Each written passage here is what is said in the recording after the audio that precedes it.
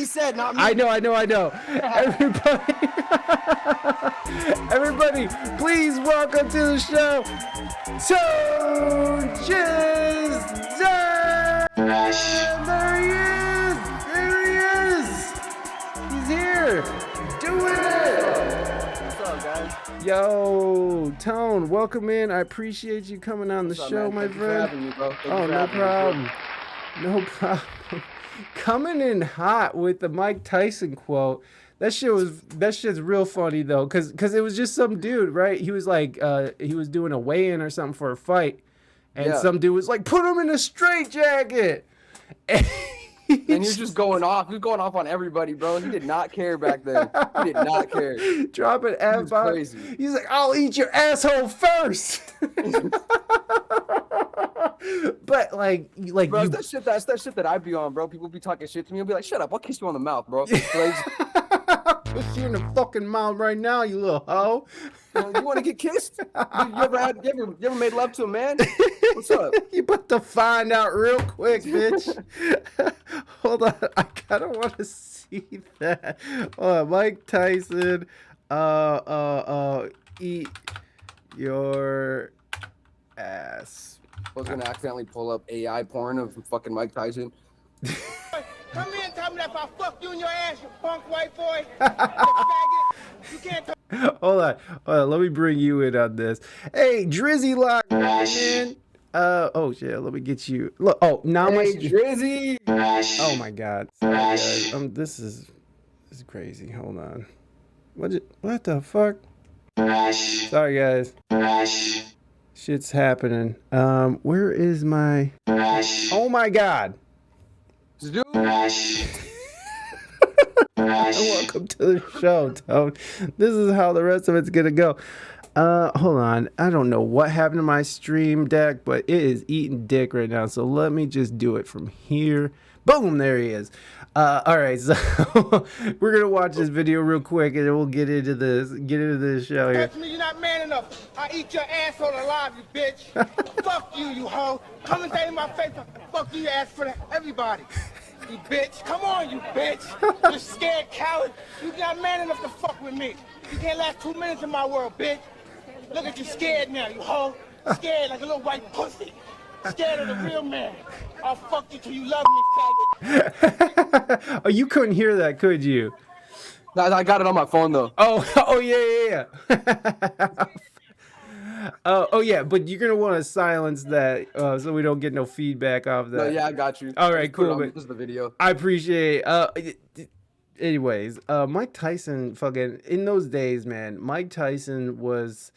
I mean, I wasn't really into boxing. My uncles was. I remember going over to their house and when they had HBO and we'd go over there and we'd watch the fight. I mean, I didn't care. I just played with the kids. But like Mike Tyson was such a beast. And then to see him turn into like such a stoner and a chill dude.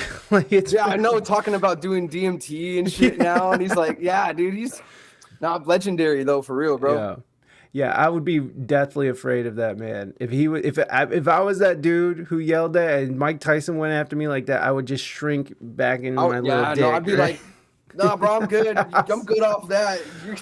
But like the tenacity and the fucking the amount of asshole it takes to yell out something like that to such a fucking like a maniac. Like that dude was a fucking maniac. Like yeah, I know, bro. Like especially back then, bro. Like he was on one, bro. Anybody that was coming after him, he was going after them back like 10 times harder. Dude, there's this. I was talking about a little bit, and I don't mean to take it directly to Ukraine, but like, have you seen that trans woman who was talking about Russia and like they fired her? Is this lady? Is this lady right here? No, I have not. Who is it? American transit Ukrainian sergeant. This is Sergeant Sarah Ashton Cirillo of the Armed Forces you can of hear Ukraine. It. Hold on. Here, I'll allow you. I'll get it so you can hear it. Hold on.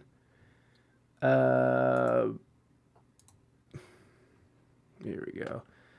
So this is how Google works. They get you on this. Hold on. The teeth of the Russian devils will gnash ever harder, and their rabid mouths will foam in uncontrollable frenzy. While I do not get paid any money by the United States government. Our leadership in Ukraine truly is among the best in the world, as the world will see a favorite Kremlin Our leadership in Ukraine is the best in the world. I like confidence. I like this guy, but look at this. This is the teeth of the Russian devils will Cirillo of the armed forces of Ukraine. Next week, the teeth of the Russian devils will gnash ever harder, and their rabid mouths will foam in uncontrollable frenzy. While I like, what kind of fuck? What kind of shit is that? Right? Like, what kind of insane fucking like bizarro world are we living in when we have, you know, I don't have a problem with transgender people and whatever. It's more the idea that Ukraine went out of the way to get an American transgender person who is like just saying the most fucking crazy shit about war. Like it to me.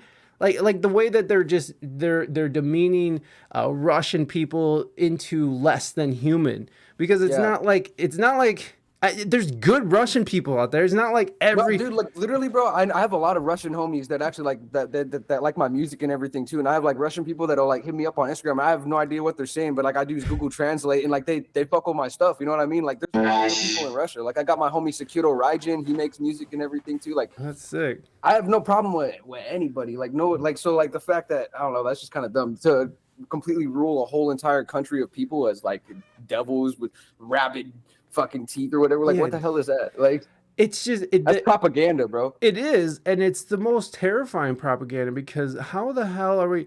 Oh, thank you for that follow. Third, we're just going. That's G the third. That's G3. G3, come through. Thank you for being here, Drizzy. Bones is here too, but he can't comment because he ain't real. Okay. That's Bones. That's Bones. Bones is actually my tattoo artist. He did all my pieces and everything. Oh hell yeah! Oh hell yeah! Oh, that's sick work. Yeah, no, dude, he's the best in the whole state, bro. I swear to God. Bones Inc. 2 Ks and then _ tattoos on Instagram. That's him. Hold on, Bones, and he's on Instagram. Yeah, here I'll put his ad in the chat, bro. He's actually really good. Yeah, put his ad in there. Don't put any links in there because for whatever reason, I'll just do his ad. Well, it's just the link. I don't know how to get the links in here. Bone. Oh, perfect. Thank you. Let's look at this shit because that work looks awesome. We gotta fucking do this. Oh shit. You got people. That's the serial killer that lives with me. That's G3. Oh, okay. G3, welcome. Arizona Tattoos, what's up? Okay, let's check out Bones here. Okay, this son of a... Is it gonna work? Okay, it worked. All right, let's check it out. Oh, I wish I could get it bigger. It's so dumb. They can't get it bigger. Look at those neck tattoos, man. Yeah, that's my boy G3 that was just on camera too. Oh, okay. Yeah. Damn, okay. He does some crazy stuff, bro. He does some crazy stuff. Oh, is that Sailor Moon? Is that who? I think so. There you go, guys. If you're in Arizona, what part of Apache Junction? You're in Apache. Is that? Well, Bones, he's out here in like Glendale, Peoria area, but he's traveled like that right there. That piece right there. That's actually my dad. That's my dad. Oh no! And he did that on my dad. Yeah. Hell yeah! Your dad looks awesome. Dude, my dad's a badass, bro. What does your dad do? He works for a company called like Underground Construction or whatever. He just does like he's like a big boss there and shit. Sick. But he was like a mechanic on like the big like pieces of equipment, like the bulldozers and all that shit. And then like he just moved up from there, and like he's like really respected at his company and shit. So hell yeah, good for him. Yeah. Good for him. He can get away with doing crazy tattoos. They don't say nothing to him. Yeah, yo, that's the thing about fucking like construction, man. Like you can. Like anybody can sort of get into it. I'm not saying anybody can do it because there are some people who can't do construction because especially in Arizona, bro. It's really hot, bro. Like I've done my fair share of construction jobs and warehouse jobs, bro, and it's hard, bro. But you gotta do what you gotta do, dude. Because you guys get out. I mean, what does it get out there in the day? I mean, you guys get up to like 120 degrees sometimes, right? Oh yeah. And on a good day, I do not like the desert at all, but. It is beautiful. I love Arizona. It's a beautiful place. I love the people in Arizona. I've always have a fun time every time. I've played in Flagstaff, and I played in Phoenix a couple times. So it's like I always love checking those. You know, the people are awesome. I can't stand the But during the summer, bro, it sucks. Right. It sucks in the summer, bro. So bad. Yeah, Even the spring. It's spring and summer, just do not come out here. Fall and winter, you're good. Yeah. Like just stay out. Yeah, no, I absolutely agree. It's a shit show out there in the summer, man. Like I don't know how people can stand that, but again, like you said, you gotta do what you gotta do. You ended up here. Somehow you ended up in Arizona. How is Arizona like living? Is it cheaper out there? Is it? I know it's been getting more expensive. I've lived in Arizona my whole entire life. Like I was born here and I've lived here. I've been to other states. Like I've done shows in other states and everything too. But I've been here for the most part my whole life, so I don't really know what like prices are compared to like everywhere else because this is the only place that I've lived. You know what I mean? Fair enough. I just feel like everywhere is going up. I'm in Ohio. I used to live in San Diego where it's just ridiculous. You can't even live out there as an artist. But I live in Ohio and it's pretty cheap out here. But even here out in Ohio, just the price of living has gone so far up. And I mean, you tell me if this is cheap. All right. So just base rent, $2,100 for a 3-bedroom. That's a little pricey, but that's not terrible because it's still pricey. It's still probably pricier than out here. Is it a house? A full house? It's an apartment. It's an apartment. Okay. It's an apartment, 3-bedroom apartment. That's kind of $2,100 a month. That's kind of pricey. Pricey because but that's the cheapest that I could find, and but that's in a good area where my daughter's not going to be like where she's not going to be scared to go outside type shit. You know what I mean? Right. Yeah. How old's your daughter? A year and 2 months. Oh, hell yeah. So you got a little one. Is she your only one? Yeah, it's my only daughter. Okay. Hell yeah. My only kid in general. The only kid I know of. Yes. Ray is saying that's way better than Cali or New York prices. I agree with that, but Cali and New York, I feel like live in like an island of their own, right? Like they just they're their own things, bro. Yeah, they just live in a place of their own because everything is just so inflated out there. Cali and New York are like Skyrim worlds, bro. Like they're their own thing. Like yeah, they really are, man. It's just different worlds out there. I love California, and but I just can't afford to live there. It's ridiculous. And yeah, see, like I would love to live out there just because of the community out there and everything. But like at the same time, it's like, bro, like I'm good. Like because of the prices and everything that I've heard. Matter of fact, G3 actually just moved out here from California too. Oh yeah, so, from where? Yeah, from where? Hey, G3. Don't say Central Valley. What part of California did you move from? The Bay Area. Oh, okay, sick. All right. Yeah, well that's nice up there. It's not like ridiculously hot. Like Central Valley, California might as well be the desert. It's garbage out there. I can't stand it. But I love the people out there. I just don't like the weather. I'm such a bitch, dude. I just like really nice weather that's, comfortable. So do I. Like I don't even like to go outside, bro. I'm inside the house like all the time, bro. I do not like to go outside. It's too hot. I feel you, dude. If I could, I would just stay indoors all the time, just because I don't like going. That's why I'm up. That's why I'm usually up all night, and then I can go outside, and then I'll sleep like during the day if I can. Like, dude, I remember going to Arizona one night, and it was like it was like 110 degrees at night. And we were going to my friend's house and we were almost out of gas. And we thought we were going to have to like sleep under the car because it was so fucking hot at night. Like it's just insane. It's insane. Did you hear? So like Drizzy said, you said AZ is going to be the new Cali or whatever. So I was talking about that with like Bones and a couple of my other friends. Because I don't know if you heard, do you know that Drake is moving out here to Arizona? Oh, no. Why? Yeah.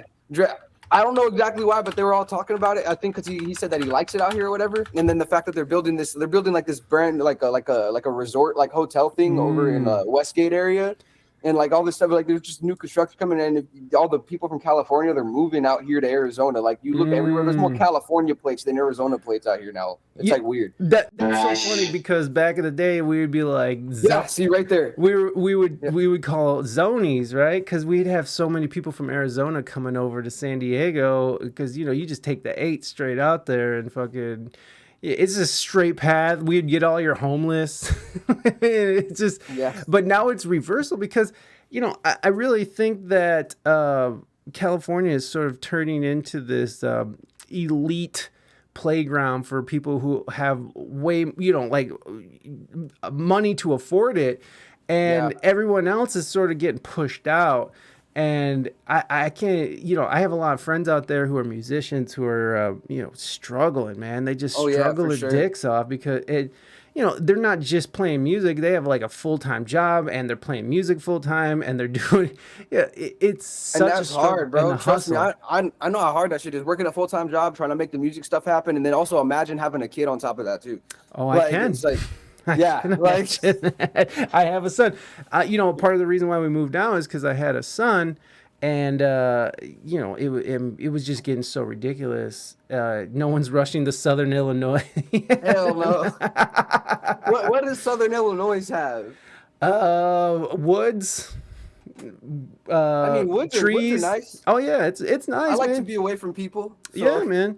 Yeah, no, it gets real rural, real fast out in Illinois and in corn. Yeah, corn, and Ohio too, man. Corn. There's some beautiful parts of Ohio, but they got that in fucking Southern Illinois. I don't know what you just said. I said the you know, like Korn the band. Oh, is that where Korn's from? No, Korn's from Orange County. I don't know. Yeah, but I get it. I get it. I got you now. I got you now, buddy. I'm slow, man. I'm real slow. It's okay, bro. Me too. Yeah, no. The Midwest is a weird place, man, because it's such a. I had just me and Tommy. It's such a weird place, like especially Ohio, because I feel like a lot of people were fleeing California and the West, also to like Texas and Florida, because of taxes and because, especially during COVID, there was a lot of lockdowns on people's personal freedoms, and I feel like Ohio specifically has like the freedoms of like Florida and Texas without like the fucking hurricanes and you know, like, and the undocumented. I was gonna say without the crazy people too, but never mind. Ohio's crazy as fuck. Yeah, never mind. Look, man, it's a fucking open carry, concealed carry. No, you don't need a permit to carry shit around here. People just have their guns out, which I don't mind that shit. To me, that's how Arizona is. Arizona's lawless, bro. It's yeah, like, they don't give a fuck out there. They don't give a fuck, bro. It's a cowboy town over here. Well, I loved Arizona. There was that one sheriff that everybody hated. I can't remember his name. Sheriff Joe Arpaio. Yeah, there you go. That guy, everyone fucking hated, and he was running that prison where he had everybody. Tent City. Yeah, and like my boy, actually, he got a felony out in Arizona, and he had to go serve time at Tent City, and he is just like, it's fucking miserable. Like, it's like a fucking. It was. I hate to be a little controversial, but that shit was like a concentration camp for real. It is, and that's not controversial at all. Can you show us how much motion you got? What does that mean? Well, bro's trying to get me to twerk on stream. Oh. Hey. If you want to twerk on stream, baby, you can come on with it. Nah, bro, I got a digital footprint to worry about. I got an image, bitch. You catch me at a twerk live, but not on stream. Yeah, you want that shit? You gotta go see him live and direct. Yeah, man. Yeah, Arizona is wild too. It's another place. And I feel like Arizona. I feel like there's a lot of refugees just coming to the Southwest and to Florida from California because they can't afford to live out there. Yeah. The 100%. Fucking you're locked down. Like the freedoms out there are insane. I don't know, man. It's such a like super ultra liberal place, and I consider myself super liberal, but it's so fucking liberal that it's turned, and so tolerant that it's turned intolerant. And I feel like a lot of people are just sort of, I'm out of here. I don't want this bullshit. I can't deal with it. From what I see, yeah, I 100% agree. Yeah, From man. everything that I see, yeah, 100%. And what the good thing is too is that we're not getting the Californian refugees. So we're in Ohio. Yeah, because you're all the way over there, Yeah, bro. they're like, we're not going to Ohio, which Like, fuck that. which is good. Go to Like, the next state Stay over. the fuck out of Ohio. I don't give a fuck. It's cheap. I fucking it's free. Like I remember during the pandemic, we didn't give a fuck. It was like February 2021, and the gyms just opened up. We were like, fuck this, we're done. February 2021, I was in the steam room with like 4 other dudes, just fucking steaming, living our lives. We were throwing the hippies around here. We're throwing hippie festivals in the summer of 2020. Now, I know it was humid. I know it was humid as hell. It was sticky balls all day. Oh, and Bone Sink, welcome in. Thank you so much for making Needles, welcome in. I made an account just to watch that's my girl. Needles is my girl. Hey, Needles. Oh, wifey in the house. Welcome in, welcome in. Got the app and made an account just for bro. Hell yeah, Bones. Appreciate that. I'm watching it live. He's using my table. Gotcha. Yeah, I'm in her piercing area. Okay, cool. She does piercings and stuff. So like I'm in her little office area. Do you guys get she has clients come up to the apartment? Yeah.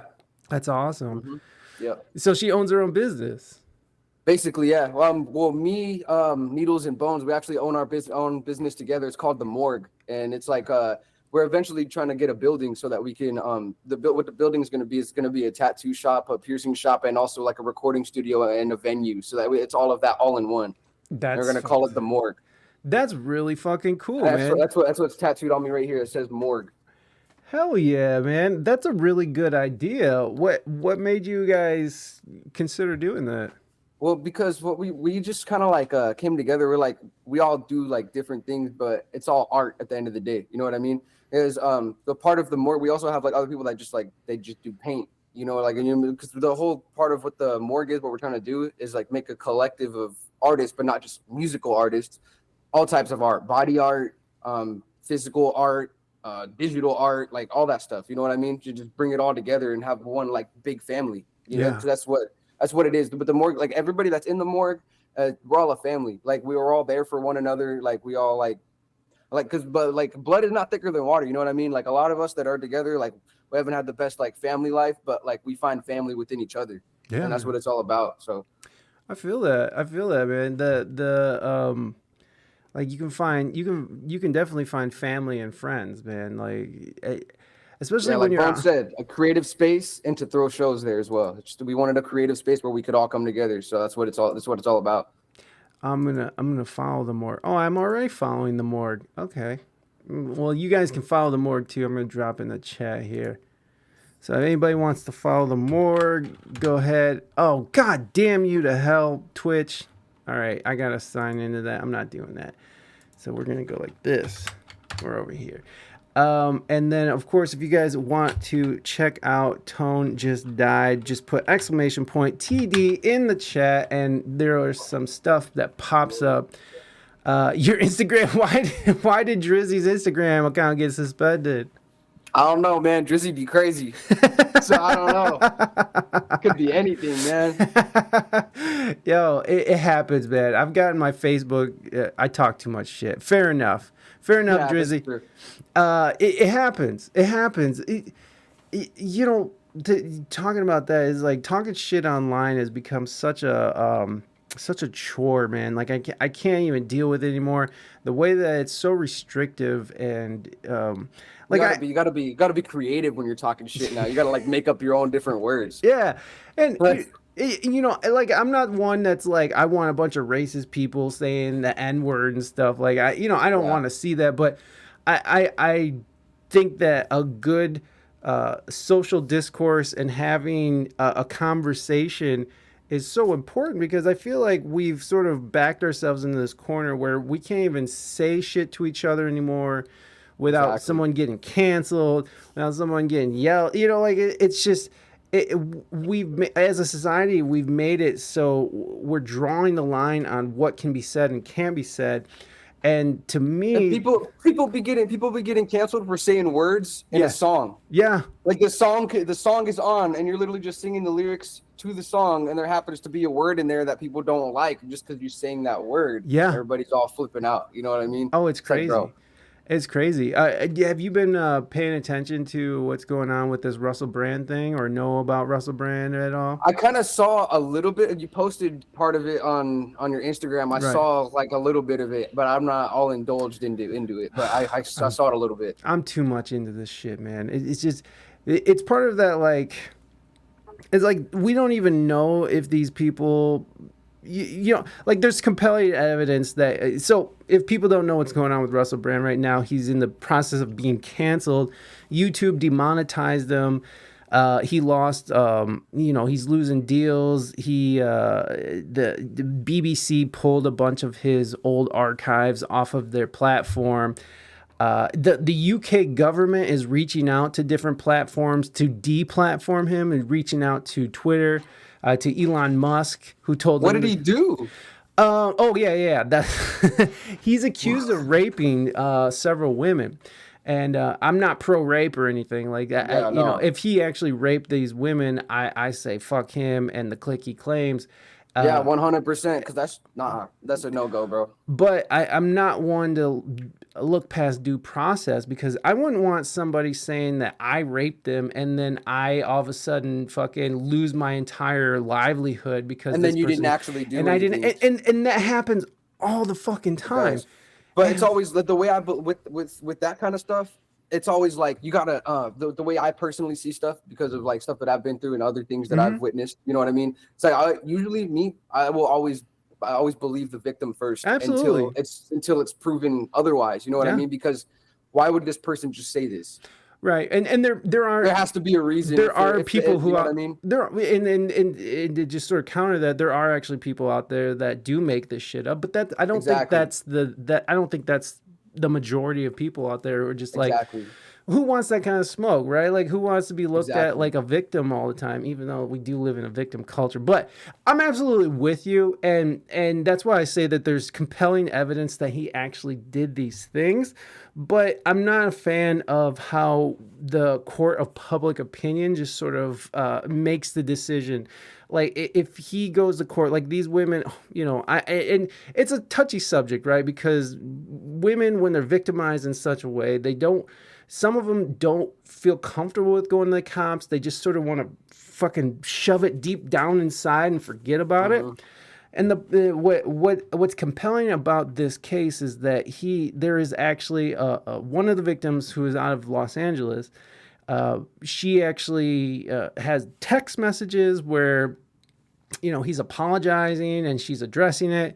And she also went to a rape crisis center. Now, she never went to the cops, which, you know, again, it's hard for some women to do that. And that's understandable. That's understandable, because like from stories that I've heard, a lot of times people will go to the police with their, you know, the things that have happened to them, and they're either not taken seriously, or it's like they're not getting exactly what they want to get out of it. Because I'm not trying to speak on all cops as a whole, but a lot of police officers and cops, they just like they brush it off. They're very corrupt. You know what I mean? So it's like, and if you go to the cops with someone like Howard Stern or whatever, you know what I mean? That's a big public figure. They're gonna be like, okay, well, yeah, whatever. You know what I mean? Right. So it's like, no, yeah, and they feel like they're going up against a monolith, right? Like somebody who's very powerful, who has a lot of connections, and who could, you know, retaliate in some way. And there's always fear of that. There's always fear of the police sort of disregarding the allegations, like you were saying, corruption, of course, within the police. It's crazy how whenever someone speaks the truth, they throw the something allegations as well. Throw in the rape allegations as well. Yeah, and look, again, I'm not pro-rape, and I'm not trying to sit here and defend Russell Brand, but I don't like...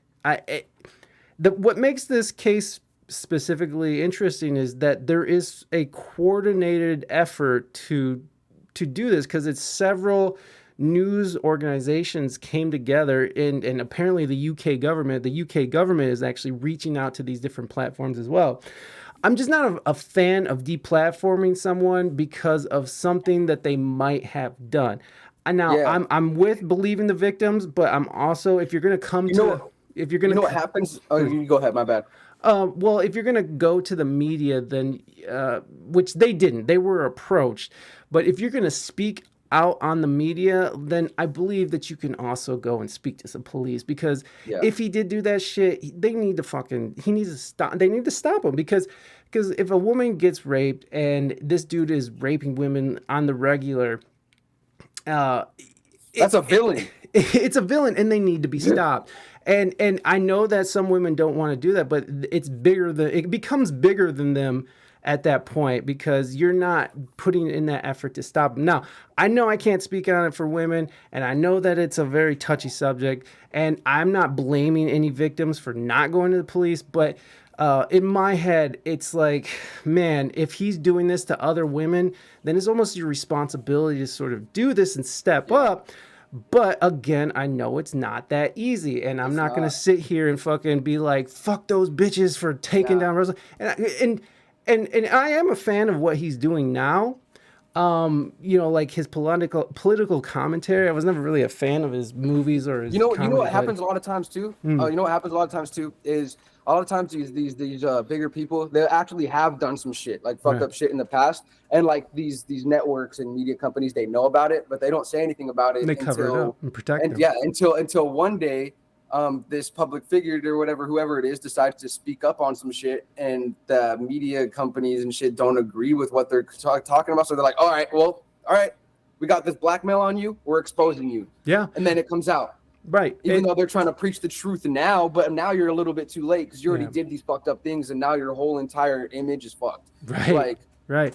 No, and that's because he kind of went on YouTube and preemptively put out a video saying, you know, he denies all allegations, and he was saying that this seems like a coordinated attack. And when you look at all the evidence that's accumulated in all the different institutions that are sort of coming out of the woodwork to fight against him, it does seem pretty obvious. And because right now we have are we getting a baby? We're getting a baby. What's up, baby? Hi. Look at say hi. What? Yes. Oh my goodness. Look at you. Look at how chubby her cheeks are. It's just a little chubbers. Oh, do you mind? What's her name? Videl. Videl. Oh, Videl. Hello. You can't see it because her big ass head's in the way. She is a chunky. Oh my God, she's so beautiful. Congratulations, man. Say thank you. Thank you. I actually got a daughter on the way. So that's awesome, bro. I'm pretty excited to have a little girl. We have a boy. He's 10 or 9. Jesus. And now we're gonna have a little baby girl. So I'm really excited to have a baby. That's girl. really cool, bro. Hell that's awesome, yeah, man. She's the best thing that ever happened to me, bro. I bet it changes your life, man. It 100%. Changes you, fundamentally changes you. Just I don't know, on a chemical level, like. How did you? What did you notice about yourself that changed when the baby came? As soon as she came, bro. Well, leading up to when my girl was telling me that she was pregnant, or whatever. Leading up, I was like, damn, I gotta like here, your mom. Like it's like I had to like level up. I was like, I gotta get on my shit, because I was just like doing whatever. You know what I mean? I wasn't really too worried about like actual life shit. I was like, just like, yeah, I gotta focus on myself, like, and you know what I mean. So, but then like when she came out, bro, and I saw her in real life the first time, it was like a fucking switch flipped. I saw her, I was like, all right, nope, this is mine. This is my baby right here. This is another person I'm responsible for. I gotta get on my shit. Yeah. I gotta level up, because it's not just me anymore. It's deeper than me. It's a whole other person that is depending on me, looking to me for support, looking to me for everything. And I got to make sure that I can give her everything that she needs so that she can have the best life possible. And it's like that, having that realization in your head, it's just such a kicker, bro, because not a lot of people have that because they don't have a kid. But then like when they do have that experience, or they have a kid like that, it's like, I don't know. It's like enlightening. It is. You know what I mean? It It's is. enlightening. Absolutely it is, man. And it just seems like so many people, especially younger people, just seem like they don't want babies, or like they look at babies, having a child is some like, oh, there's some like horrible stain on their genes or something. It's I like, mean, I'm not even gonna lie. Before her, I didn't want kids. Me That's neither. how I was. I did not want a baby at all. But Yeah. then I found out that my girl was pregnant, and I was like, all right, well, we're doing this. yeah. You know what I mean? I was like, we got to do this. So it is what it is. No, I feel you, man. Like I was a selfish musician. I didn't want to. I was doing my own thing. I was just getting sober, and I was just getting my Same. shit together, and then everything Literally. came together. Yeah, man. It's one of those necessary things that had to happen. Is like me becoming a father, so I could realize that. To get my head out of my own ass, really, because Exactly, just bro. living It's a like shitty lifestyle. it's like something you didn't know you needed, and then it happened, and it's like I'm so glad that this happened, because if this didn't happen, I don't know where the fuck I would be at right now. It's you're absolutely right. I absolutely agree with that. I was drinking and doing heroin and shit. It was terrible. I never did heroin. I was drinking and doing coke. Hey, drinking and doing coke. I mean, I'm not trying to like, say it's awesome, but like when I was in it, man, drinking and doing coke. Here's the thing, just doing coke by itself, I hated, but drinking and doing coke, let's fucking Smoking a whole pack of cigarettes in one night. Yeah. Back to back. Can't beat it, bro. Yeah, you smoke that shit down to the butt in one hit. Any kids in here, don't do drugs. No, It's not good and for you. that's what sucks about glorifying it and making it sound so fun is that it's like, well, it's fun, and I think that if you can do it responsibly and in moderation, That's what it's about. Moderation is Yeah, key. Moderation right. is key with everything. Even water, bro. You can overdose on Right. water, so that goes for everything in life. Speaking of water. Moderation is key. You got to understand your limits, and if you don't, then you shouldn't be doing it. absolutely, and that was my problem. I didn't have an off switch, so it was just like, what's next? Yeah, I was the same way, bro. No direction, bro. Just going. Right. Drinking. I mean, I blacked out. Like it came to the point where every time I drank, I was blacking out and causing havoc and, doing stupid stuff, falling out a few times, overdosing and shit because I was too fucking drunk to know what I was doing and just ingesting drugs. So it's not cool. As soon as it becomes something where you can't control it or you need it to exist in the world, then when. Yeah. No, that's when it's really bad. All drugs are bad, even off of the over the counter ones. People just get too silly. Yeah. No, Yeah. I agree. Drugs are bad. You shouldn't do drugs. But I do think that there's, I get my philosophy from South Park. There is a time and a place for everything.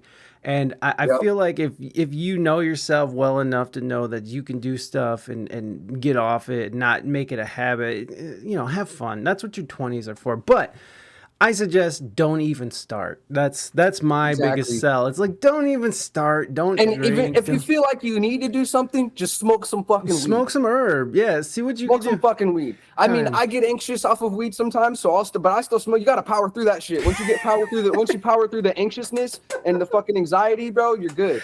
Absolutely. Hell yeah, man. Just keep smoking through the anxiety, bro. You Right. get anxiety, all right, that means you gotta smoke some more.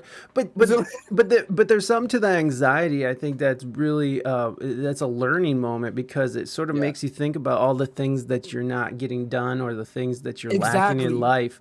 So Exactly. That's what it is. a little anxiety is not a bad thing to especially if it motivates you to make the changes that are necessary. Exactly. 'Cause sometimes like I'll smoke and then I'll smoke and I'll get anxiety and then I just start cleaning. And I start cleaning the whole house. I do the dishes. Hell yeah. I'll take off we have a gas stove. I'll take off the things and start cleaning under it. Hell On yeah. the stove, getting all the little crumbs The and deep everything. clean, And baby. yeah, literally, bro. That's how I get when I smoke. And then because when I smoke, I want to work on music. But then when I go to work on music, I'm like, I can't do that yet. I'm not comfortable because my house isn't in the condition I want it to be in. Yeah. So then once it's in, and then I'm comfortable, I'll light some candles and shit. I'm like, all right, let's make some music. Yeah, man, the feng shui has to be right, and Exactly. I think you brought up a really cool point of like working through anxiety in general is sort of changing the direction in your head. Is sort of like, Go do something else, right? Like, don't just sit there and circle around the bad neighborhoods in your mind.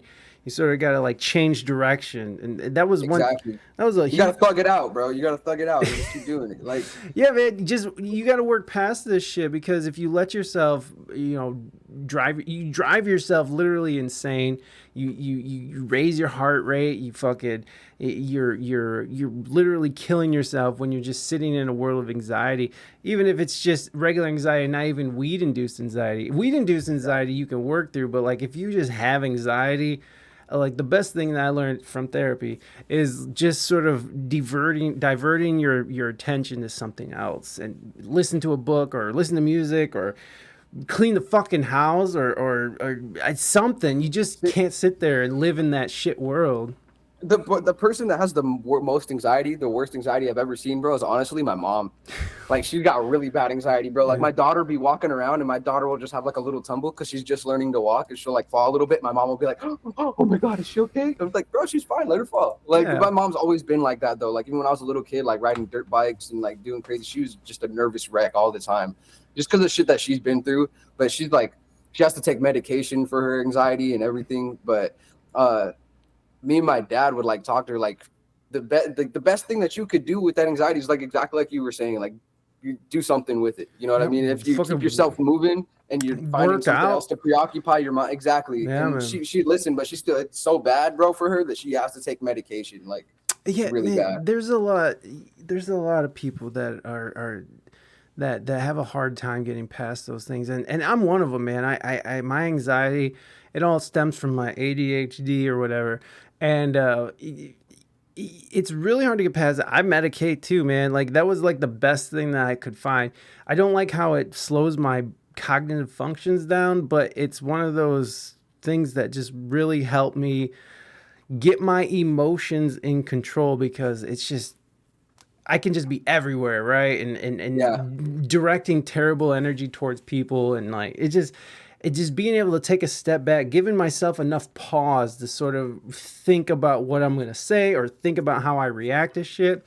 And some people, it's really hard. Like your mom, it's probably really hard for her to accomplish shit in her life just because she's frozen with anxiety. And I mean, she does it though. She's one of the strongest women I've ever met in my life. That's beautiful. And, I'm sorry, I didn't mean to make assumptions about your mom. I was just no. I know how some of that go. Good.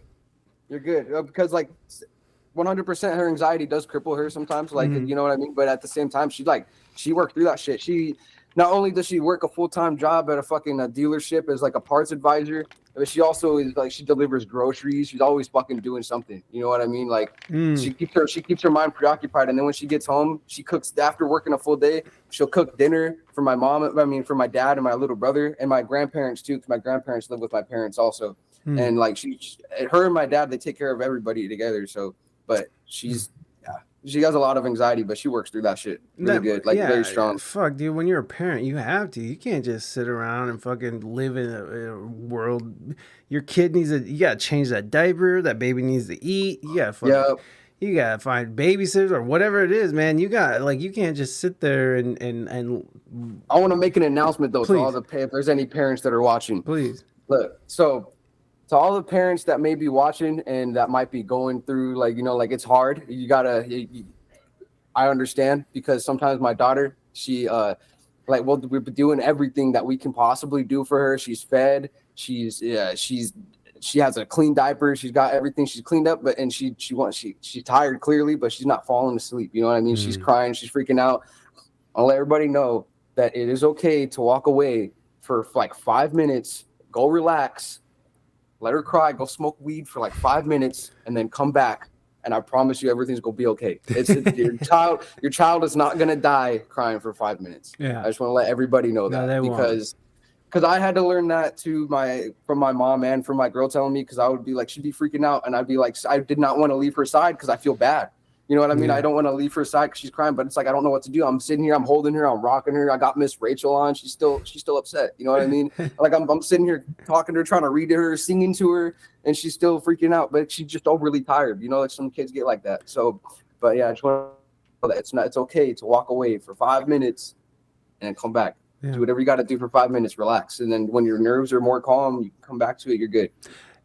Dude, I think that's great advice. I mean, in any situation, high stress situation, That's for anything. Yeah, like Anything. just to step away, man. Like that's the biggest thing for me is like I know when I need to separate from other people and just sort of like be alone, and then I can come back and be a human being.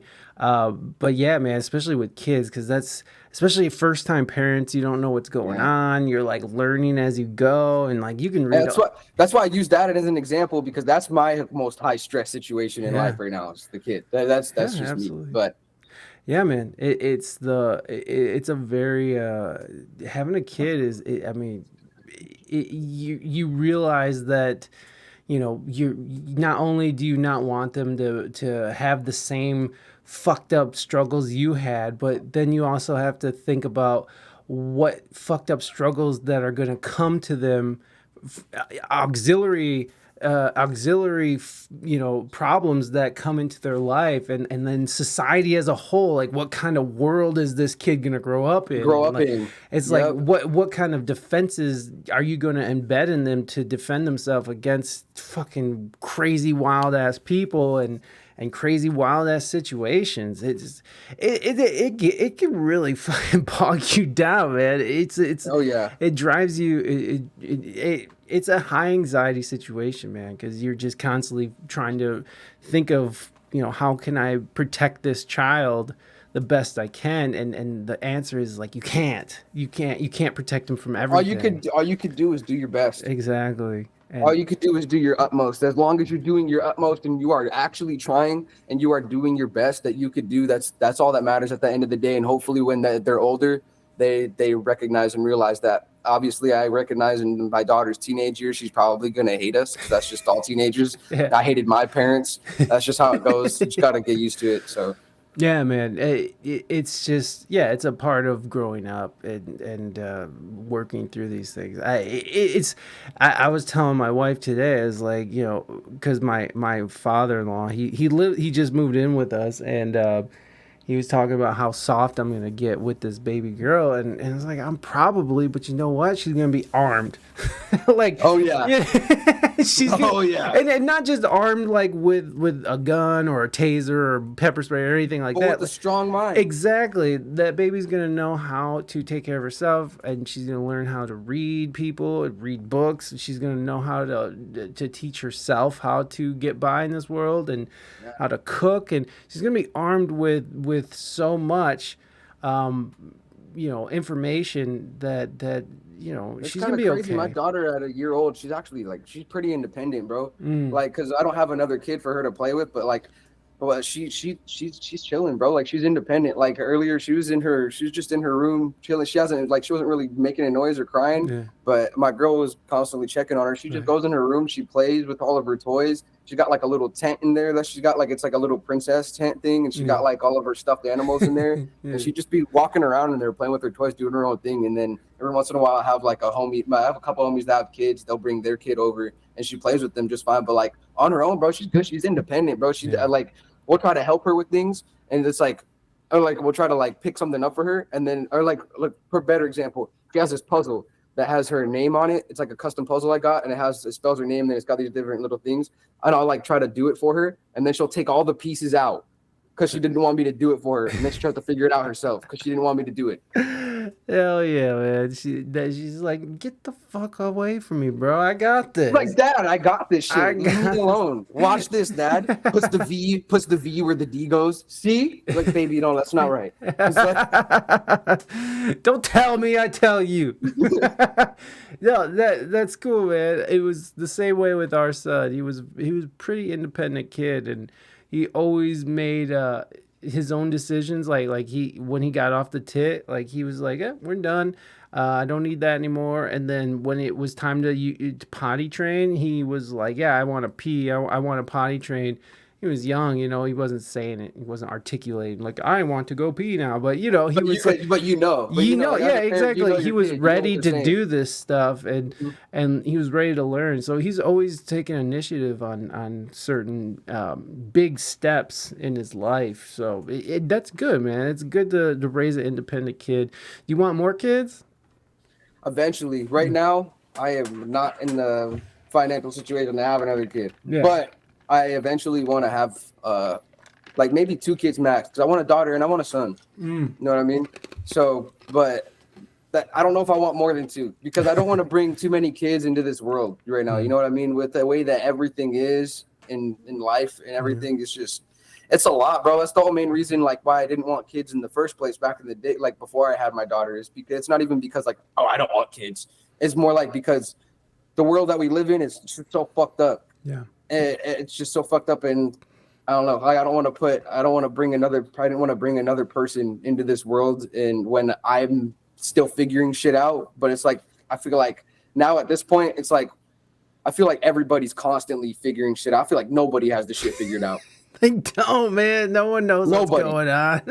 Everybody's So it's fucking. like, what's even the point? Like, I'll fuck it. You gotta give me 20 kids. Fuck it. Like, Well, you know what, I'm man? just kidding. In the worst of times, there's always been kids, and so you know, like what I'm saying. these situations always come up, man. Like the world gets fucked up, and there's hard times, there's good times, and there's always more kids that come into it. So Exactly. you gotta, I mean, because I mean, the worst possible thing is like, you know, some apocalyptic thing happens, like, you know, maybe the grid goes down, another country does, the grid goes down, or nuclear holocaust. But that's I'm gonna the be real. Yeah, I pray that all electricity in the grid goes out one day. I want that. I don't. Do you realize what you're asking for? Yeah, look, I'm not even gonna lie. So I know that would be really, really, really, really, really hard. It would be But really bad. It would be really bad, 100%. But we had it figured out before. Yeah, we did, but You know what I mean? but we weren't reliant on it like we are now. See, yeah, and that's the thing. That's why it would be so much more difficult. But part of it's not like that's what I solely want, but there's a part of me, there's like a part of my brain that's like, damn, sometimes I wish that we could just revert back, because the way everything is, everybody's so enveloped and indulged in like the internet and fucking their technology and everything. It's like they don't even realize the real shit that's going on in front of them. Yeah. Like there's this movie called Captain Fantastic. You ever seen it? I have not. Okay, so it's this guy, he has like 4 or 5 kids, I think, and they all live in the woods, and they all get by, and all of his kids are really smart, because all they have is books, and they live out there, they hunt for their food, and everything, all that shit, right? But then they have to go into the real world eventually, and there's they're with their family or whatever, and there's a scene where the dude he's at his brother's house, and his wife is there, and they have 2 kids as well, and they're saying something. Yeah, that's the movie right there. That's the movie. And they're bringing up about like she's trying to say that his kids need to go to a real school and all that stuff, and then he's all like, I guarantee that my kids are smarter than your kids. So he asks he asks her 2 kids, what is the Bill of Rights? And they kind of get like a whatever answer, and they don't really know. And then he asks his youngest kid, that's like, you look like she's like 4 years old, and he asks her, he's like, hey, what's the Bill of Rights? And she starts reciting it word for word. Oh shit. And then they're like, okay, whatever, I get your point, like, and shit. So like, I don't know. I feel like a lot of this shit is all distractions. You know what I mean? Even with like public schools and everything, they're not teaching the kids the way they need to be taught. And so if like we were to revert back, I feel like in certain situations it could be good. But this also shows it's not just a good thing. This movie also shows that it's also a very bad thing, because one of his kids gets hurt like really bad, falls off of a roof, and she splits her head open. And then they have to go to a real hospital, and then like he ends up having to give his kids over to the grandparents, because he realizes that life it's not good for them. Yeah, no, it's a yeah. So it's like And I see your point, man. The idea of being so distracted that people are just not even living real lives anymore. We're becoming. What I ultimately want is like to find like a good balance. Well, yeah. You know what I mean? Yeah. Yeah, man, balance is such a fucking. I don't know if that exists, but I hope it does. Like, I've never been able to find balance, but I feel you. I do feel you. I do feel you. Like, especially when you do look at what's going on around us, is most people don't give a shit about anything anymore. They just their activism is like, I'm gonna fucking tweet something, and Yeah, they get mad at exactly. somebody, and then our schools are teaching their kids fucking Like what were we saying ridiculous earlier, that shit. California and New York are their own world, right? Yeah. We were saying that earlier. To go back to that, I was just watching a video of these people in New York, and literally this guy has a camera. He goes around. There's like fucking 4 or 5 different people that have like a fucking tripod set up with their phone on it, making fucking TikToks in the middle of the street. He's like, yeah, I hate this world or something. He's like, yeah, he's like, what the fuck is this? And he's like, New York is its own thing. Like in the middle, there's just people all walking by, and these people don't give a shit. I mean, power to them, because I wish I had the confidence to just do that in front of everybody. Doing dances and shit. Well, I know I could never, bro. Like, yeah, yo, we've become so obsessed with ourselves with technology. It's like we take our selfies, we fucking, we look for those likes and those hearts, and we want that dopamine drip. And 100%, and I'm guilty of that, bro. Oh, me too. I love it. 100%. It's so fun. I because being an artist, you also aren't just you're not just an artist. You also have to do your own marketing. You have to figure out your own, like, how album covers. You got to find artists or do the art yourself.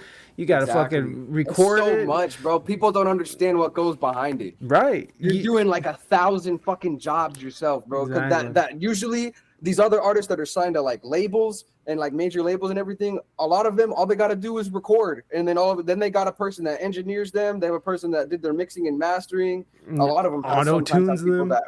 That yeah. There's also some people that have people that write for them. Yeah. Oh, yeah. And then there's like all they gotta do is just record and say what's already there, Right. and then someone takes care of their cover art, someone takes care of their advertisements, their marketing, everything, does it all for them. But so people don't realize that as upcoming artists, you know what I mean? We do all that shit ourselves, Yeah, and it's man. so hard. Or we gotta have the money to invest into it, and it's like, how the fuck do we do so much at once? It's like damn near impossible, but it is possible. Yeah, for sure. Get rid of social media for good, balance, and live in the real world. Only talk to people face to face. Well, and that's the thing where I was kind of going towards this idea of, part of our job is existing online and being on social media. So it does become difficult to balance that, social media life and artist life, because it kind of goes hand in hand. Because exactly, I hate that. I mean, I love it, but I hate it because I don't like being on social media. I hate social media, bro, so much. I feel like it's all like the equivalent of the government putting a chip in your brain, but without doing it. That's what I feel like social media is. It pretty much is. Like, I think it came out that the Facebook is like was a CIA backed fucking it was a CIA backed program. Am I wrong about that? Facebook. I'm pretty sure it is, because of the targeted ads and the fact that they're always listening. And then like you could be talking about, like, if I were to just sit here and talk about dog food for 5 minutes, then I go on Facebook, all of a sudden I got dog food ads. Yeah. Oh, it says they said Facebook was invented by the CIA, and I guess they're saying that's not right. But what we do know is that even if the CIA didn't fund this shit, we know that that they are a part of communicating with people who are the heads of these companies like Facebook and Twitter, with all to get information. Yeah, to get information, to squash information, like to take out certain people. And that's what the Twitter files was all about. When Elon Musk bought Twitter, he released all those emails that were going between the FBI and CIA, and showing like they have control, they have their claws in it. And so it is pretty suspect when you have a bunch of people who are directing their lives based on these social media apps, and they're basing their beliefs and their ideas and their language, and the language is controlled, and whoever controls the language controls the culture. And so you have a very powerful tool to get people to sort of fall in line. Exactly, bro. You said that shit perfect. And if you don't fall in line, you fucking are canceled, right? Like, because bro. You were saying something earlier too about how like Howard Stern and shit. Like, Howard Stern is such a fucking a turd these days. I used to love Howard Stern, and he was so edgy and so like punk rock and shit. But now he's turned into such a little pussy. Like he's like, I'm woke and I love it, and I'm just like, fucking shut up, The fact that Howard. you're saying that you're woke is so corny, bro. Stop. Like, you used to be beautiful, Howard. And here's the thing. He knows his past transgressions. He knows that he used to throw baloney at women's asses. He knows that he put on blackface and said the N-word over and over to George Jefferson and Robin. He knows that he fucking was saying shit after Columbine happened. He was saying, what did he say? He said, why do these guys want to kill these hot girls? Why don't they have sex with them and then kill them? It's like he's saying, dude, I feel like he's also saying shit though just to be right. Just to well, be he's a shock jock. He invented the idea of a shock jock, and now he's sort of fallen in line with like, do what you're told, do not step out of line, or else you are out. And this is what that reminds me of too? Do you know who you ever like in the YouTube days, like with 2016, you remember H3H3 Productions? Like Ethan Klein? Yes, I know Ethan Klein. Yeah. So like literally that same thing with him. He used to make videos of Filthy Frank and iDubbbz when they would make like those crazy videos, and they would be like, you know what I mean? Yep. And then now today he has his podcast where he just dedicates it to fucking canceling people and being all fucking like super PC. He chose the line. It's like, yeah, exactly. So it's like, bro, like you became all the people that you used to talk shit about. Right, exactly. And I feel like that's what's happening a lot now with these older people who are sort of I think they're scared. Yeah, they are. And you know, and that's a lot of the discussion about what's going on with Russell Brand, is that he was questioning authority. He was talking about you know, he was going after the pharmaceutical companies who were, you know, and going after these mainstream media. He's going after the governments. He's going after all these different people. And the reason why so many people are sort of agreeing that this is a coordinated effort is because he was questioning authority. But yet Howard Stern, who said the most heinous and done the most heinous shit, he gets a life. He gets to live his life because he toes the fucking line. And that's what I don't like, is that hypocrisy of, we're going to cancel Russell Brand over these allegations and, you know, demonetize it and take away his livelihood without actually having a court of law decide what's going on. See, a lot of times they will act before there's hard, like solid evidence that has been brought up in a court of law.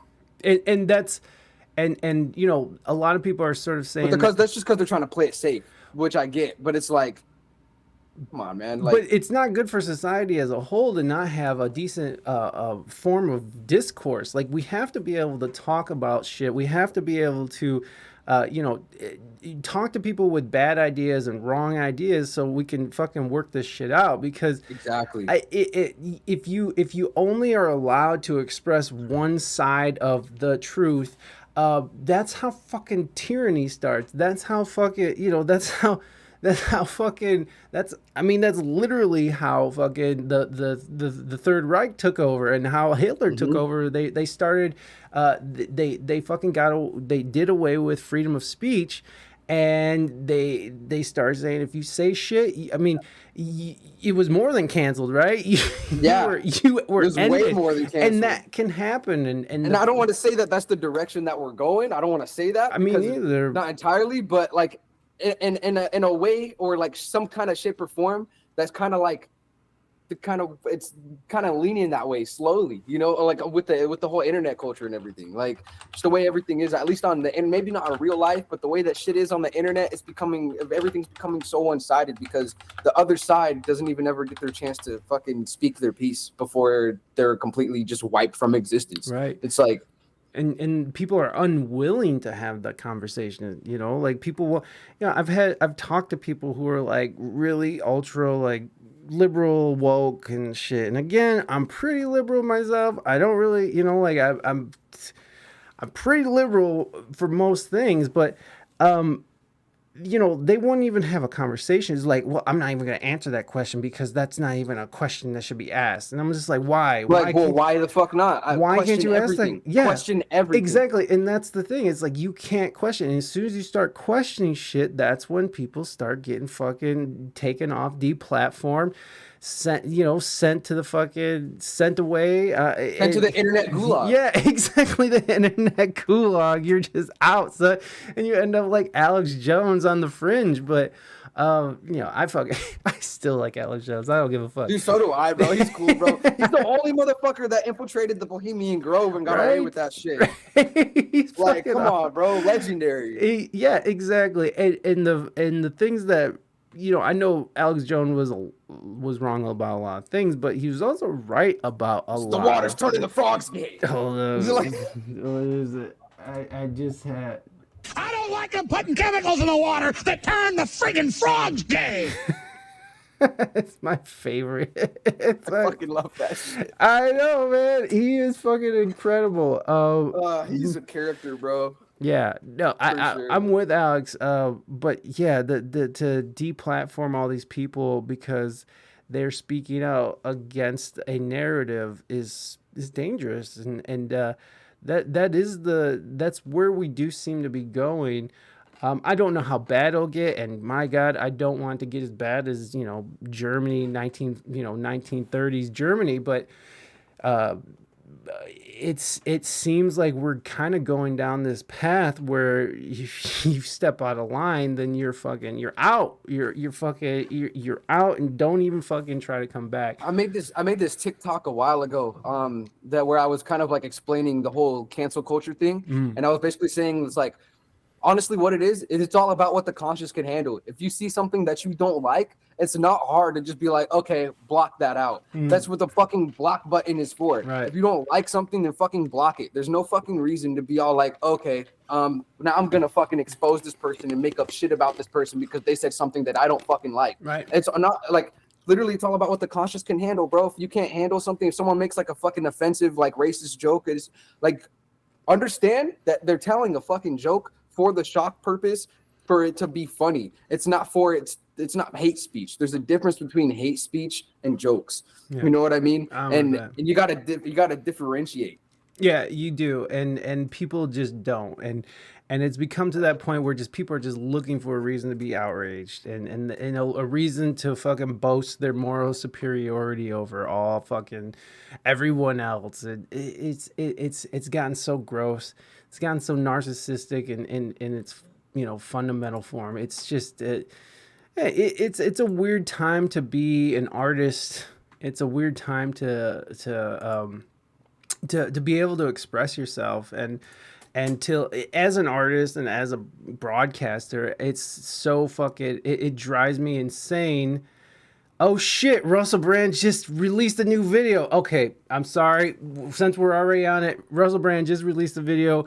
We're gonna watch it. All right, let's do it. Let's fucking do it. It's a 3-minute video. He has a response. I'm gonna share this with you so you can hear it clearly. So, let's hear what Russell had. Breaking news, motherfuckers! All right, let's see what. Hello there, you awakening wonders. Obviously, it's been an extraordinary and distressing week, and I thank you very much for your support and for questioning the information that you've been presented with.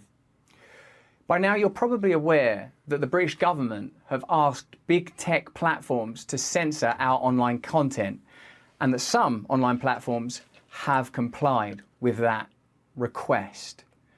What you may not know is that this happens in the context of the Online Safety Bill, which is a piece of UK legislation that grants sweeping surveillance and censorship powers, and it's a law that has already been passed. I also don't imagine you've heard of the Trusted News Initiative. Now, as is often the case when a word like trusted is used as part of an acronym to describe an unelected body, trust is the last thing you should be offering. The Trusted News Initiative is a collaboration between big tech and legacy media organisations to target, control, choke and shut down independent media organisations, like this one. We'll be talking about that on our show on Monday on Rumble. But just to give you an idea of what the TNI is, this is a quote from one of their spokespeople. Because the actual real rivalry now is not between the BBC and CNN globally, it's actually between all trusted news providers and digital platforms. It's clear that these organisations collaborate in constructing narratives, whether that's around the war or the pandemic, and of course there are other examples. And it's very clear to me that we have to be very, very cautious indeed. That's why I'm asking you to follow me on Rumble. Rumble have made a clear commitment to free speech, and Rumble is the primary platform that we will be streaming from. We'll be back this Monday, and as usual, we'll be talking about deep state and corporate collusion and how ordinary democracy is anathema now, how it's shut down, ignored and avoided. We'll be talking about a military-industrial complex that is able to facilitate and start wars that seem sometimes to be little more than money laundering operations. And that's with all respect to the hundreds of thousands of victims of the numerous ongoing wars in the world at the moment.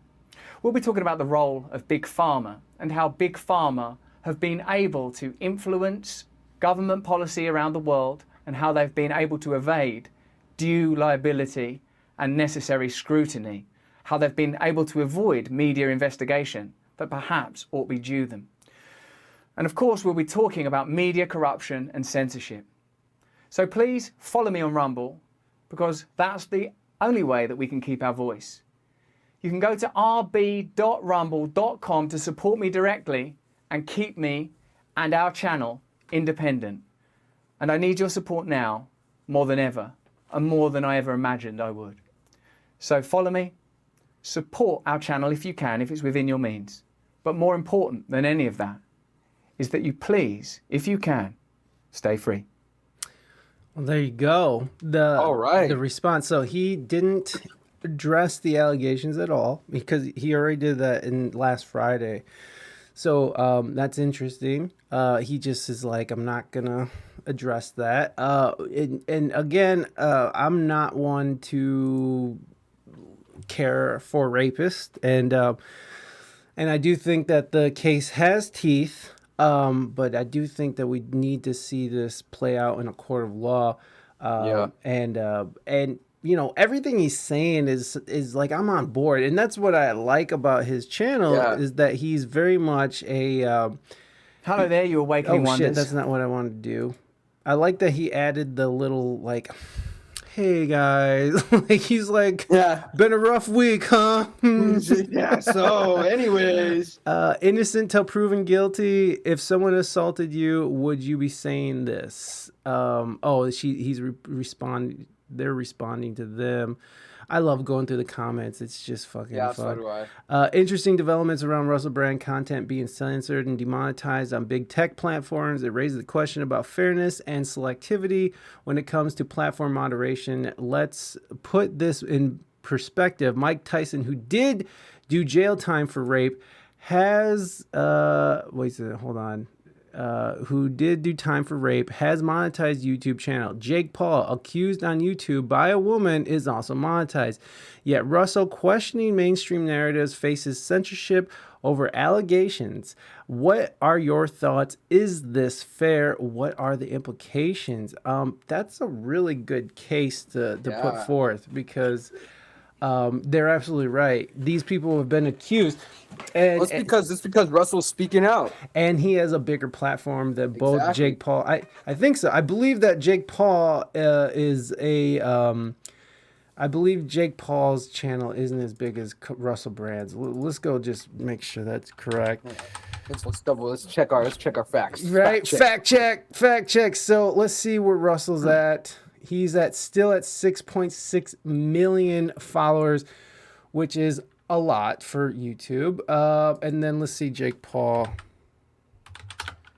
I think bro's gonna be at 10. Watch. Oh shit, he has 20 million. Fuck. So I get, God damn, Jake Paul. God damn, holy shit. But Jake Paul is not always talking about mainstream media, and I've never seen him talk about mainstream media. Right. I think he plays into it. Right. But I know Mike Tyson, he talks against it, but that's not his whole thing. Like with Russell Brand, his whole objective is just sort of taking down mainstream media, corrupt government. I mean, I absolutely agree with him. Like these wars where people actually die are just money laundering, where they're laundering taxpayer money into private corporations. And fuck that. That's bullshit. It's disgusting. And people are just dying. Children are dying. Fucking on both sides of these borders, people are fucking dying for what? For this made up bullshit that we call money. It's fucked up. And to take other countries' fucking resources for us, so we don't have to use our fucking own. Right. It's gross. It's gross. So I agree with him with that, but it's like, man, again, those allegations. There is the one in particular that's very compelling. And I would like to see this play out in a court because it's hard for me to get past that one. But I don't think that this man should have had his whole life ruined, which, you know, it's not, right? Like he's obviously a wealthy man. I was gonna say, yeah, but at the end of the day, bro still has money. Yeah, he's not. He's not gonna. More money than us. Exactly. He's not wanting for anything. He's just.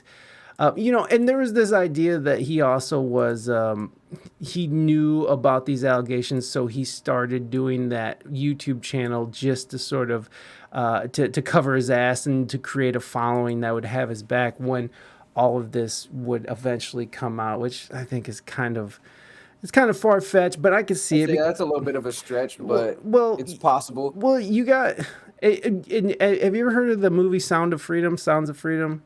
I have, but I have not seen it. And so that was another movie when it came out. It was a coordinated effort to discredit it and make it look like, you know, child trafficking and sex trafficking isn't a thing. But that shit's real. It's very real. And especially, I mean, you're in Arizona. Right now, you guys are getting flooded with people who are coming over the border.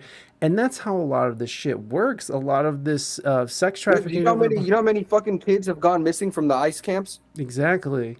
Where do you think they fucking are going? Yeah. Exactly. I saw a higher number. I saw like 50,000. Yeah, probably. I mean, yeah. It's crazy, bro. And well, the interesting thing about Sounds of Freedom, the main guy who was behind all that, they just fucking Me Too'd his ass too. Like there's some allegations coming out against him as well. Like right now it's happening. So it's kind of interesting when you have all these people who are questioning authority and questioning the main narrative, who end up getting canceled and shut down and deplatformed and made to look like a QAnon right wing extremist. When they're just saying shit that people don't necessarily agree with. Apparently, the Sound of Freedom movie kept turning off in theater. Yeah, I saw that. There was a lot of theaters that just went blank, or like the air conditioner didn't work. Yeah, or they were like shutting it down. Like there would be people from the movie theater be like, "You guys can't watch this movie," type shit. Like, you gotta go. You get out. Hey, I know you guys paid money to watch this, but you gotta leave. Go watch Blue Beetle or whatever the fuck. Whatever. Go watch the new Marvel movie. Yeah, go do that. Let's go. It seems very obvious to me, but there are so many people who are just so willing to sort of fall in line. And it kind of comes back to this, you know, the idea that we have these things, these fucking phones on us all the time. We have, fucking, we're just a constant barrage of information that is curated and filtered so we only see certain things. And people, you control the language, you control the culture, you control the minds, and that's where we're at. And so there's so many people who are just like, yeah, fuck you, Russell Brand. And which I gotta say, I can see why people are saying fuck you, Russell Brand. But like for the guy from Sounds of Freedom, there was no reason for people to have a coordinated attack against a guy who's just trying to stop sex trafficking and to deny that it actually is an issue. But what it is the fucking people that are for that are behind like closed doors and shit, like the elite people that are for that because it makes them money and deeper shit I won't get into on the internet. You know what I mean? But fucking, it's like that's why that guy, like, they're working against him because he's speaking out against that shit. So it's all like, okay, well, what can we do to fucking ruin this guy and ruin all of his credibility? Right. So they build a fucking really good case against him and all this shit. So it's like it's ultimately what it fucking comes down to is, bro, like when people speak out against things and especially big things like that, you better be aware of the consequences, because there's going to be those people that you're speaking out against that are probably a lot more powerful than you are, have a lot more connections than you, and they're going to do their utmost to make sure that you don't stop what they're doing. Right. You know what I mean? Because they need those fucking trafficked kids, because they're fucking, first of all, they're making billions of dollars off of it. Second of all, they're fucking them. Don't tell me that Jeffrey Epstein Island didn't exist.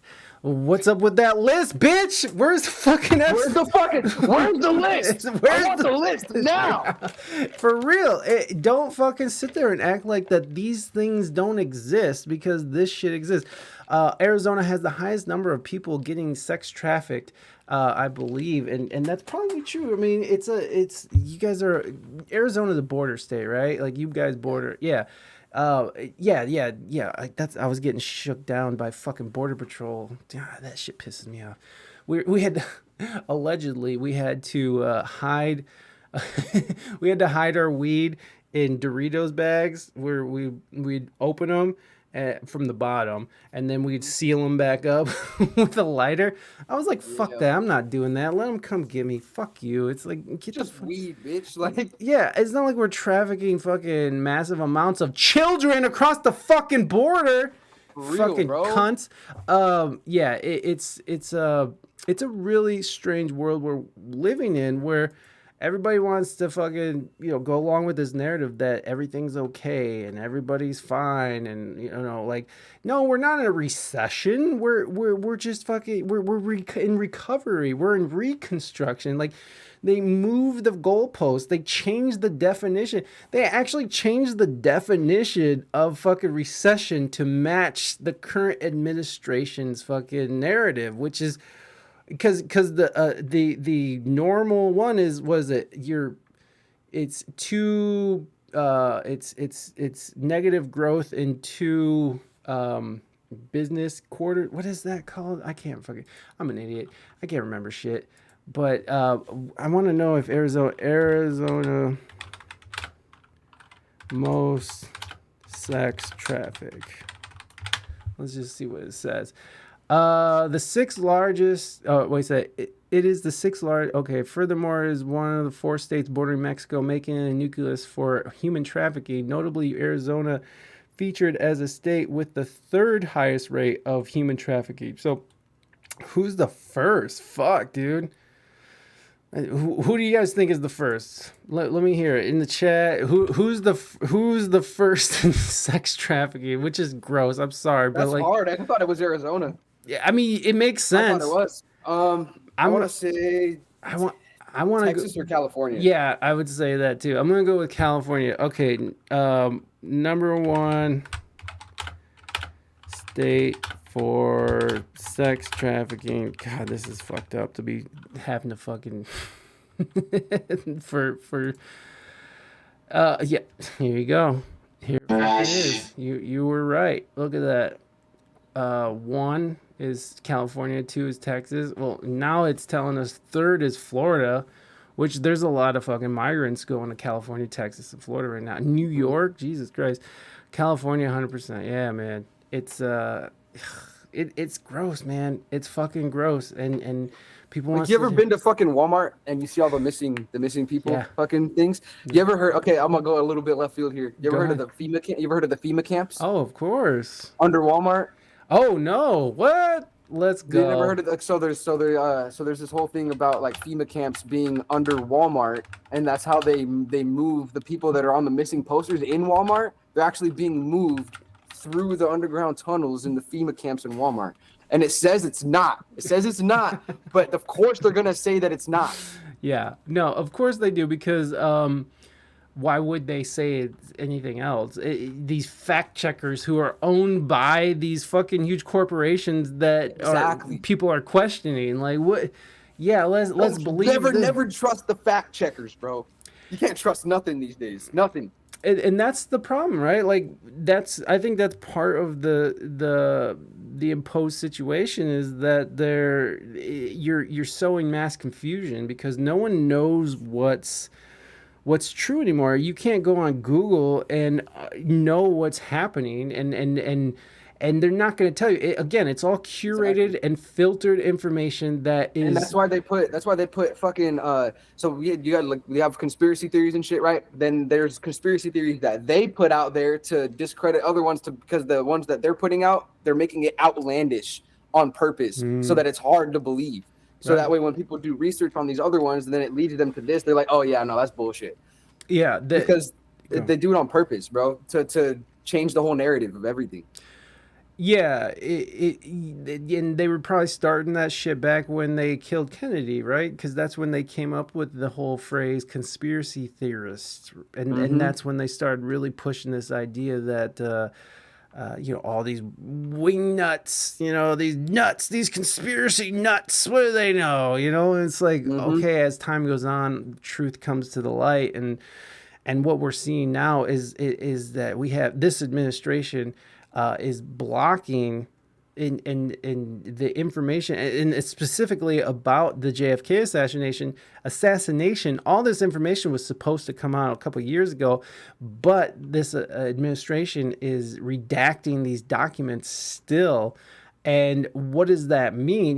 Because you can't have a country that loses its fucking respect and its loyalty to the state, because as soon as people find out, it's like, oh, the CIA coordinated the murder of a president, our own countrymen killed their own president. Makes you think about who's really pulling the strings. It does. Everything is actually a monopoly anyways. Like, actually look at the companies that own what. Disney owns everything. And you know who owns Disney? It's fucking BlackRock. Fucking, what's the other one? State Street and Vanguard. All these. What are those? I don't know about that. BlackRock owns like every fucking thing, man. That's actually crazy. I didn't know that. I feel like I know a lot of shit, but then you brought that up. I was like, wait a minute. BlackRock owns the world. Look, it even says it. BlackRock, the company that owns the world. Here, we'll watch this just real quick. Oh, we'll go over it. Here's a video. Maybe this video will tell us what's going on. But there's a good chance you've. But like, they own the movie studios, they own the properties, they own tons of land here. They're a huge conglomerates and investment firms that have a piece of everything, like to even fucking Twitter and Facebook. They own fucking. It's pretty much the people who are funding these politicians, and it's turned into really an oligarchy where these corporations are sort of in kind of a fascist state, because these corporations and the government are sort of in cahoots, and they coordinate together to best suit what makes the most of money. Yeah, exactly. It's a symbiotic thing. I'm about to do my research on this BlackRock shit, and I'm gonna put it in a song. They're saying you know about it. Hold on. Let's see what this video shows. I mean, this is just the first video I found, but we could definitely find videos that come on, whore, what are you doing? All right, wait a second. Never mind. I guess we're gonna have to watch it all small and You've never heard of BlackRock. Founded in only 1988, in less than 30 years, this American financial firm would grow to become the company that owns the world, managing assets worth $6.3 trillion. These are assets that belong to their clients, mainly the pension funds of ordinary people, teachers, police officers, nurses, and many more. And that's just the beginning. BlackRock has also developed a software platform called Aladdin to perform risk analysis for its clients. It receives sensitive data from banks, insurance companies, and other important institutions. Through Aladdin, BlackRock has insights about the management of financial assets worth another $20 trillion. BlackRock also has shares and voting rights in many of the biggest European companies. Voting rights. In sectors such as energy, oil and gas, transportation, food, and of course, finance. The company holds public debt in the form of bonds and has real estate interests. And still, there's more. Our Rock, you see, wears many hats. Aside from being an investor, it is also an auditor and an advisor. Governments and central banks invite a BlackRock subsidiary called BlackRock Solutions to audit them and to provide advice about the management and rescue of banks. Yet at the same time, BlackRock is often a major shareholder in these same banks. In other words, the company often sits on both sides of the table. BlackRock Solutions gets privileged access to highly sensitive information that could be valuable to BlackRock itself. Does this constitute a conflict of interest? No. No, says BlackRock, which claims that the company has established Chinese walls between its different subsidiaries. Of course. In January 2018, BlackRock's founder and chairman, Larry Fink, sent a letter to all of the CEOs of the companies BlackRock is invested in, asking them to do more than deliver financial performance and make a positive contribution to society. So BlackRock not only owns the world, it also wants to save it? No, yeah, and they're starting to go into like ESG. What the fuck? Yeah, man, they own Disney, they own fucking Clear Channel, they own everything, and they own That's the fucking prison crazy, bro. systems. They own the fucking there's this conspiracy that rap music and hip hop, you know,